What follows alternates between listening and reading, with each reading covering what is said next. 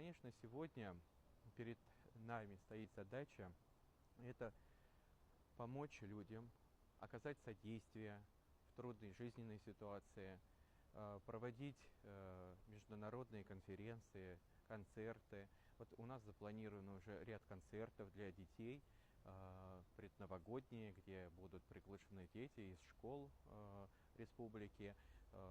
Надеемся, что из России приедут коллективы, которые мы запланировали. Могу открыть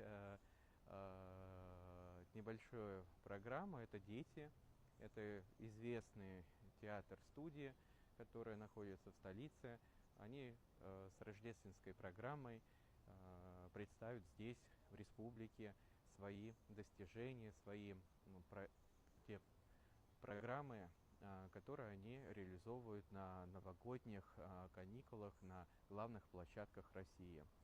И сегодня, благодаря тем людям, которые вошли в совет управления этой гуманитарной миссии, это отец Ива Иссарион и Алиса Гулария и многие другие из общественных деятелей. И сегодня мы видим, какой интерес к православной гуманитарной миссии у людей возникает, и многие уже участвуют в том, что у нас прописано в уставной деятельности.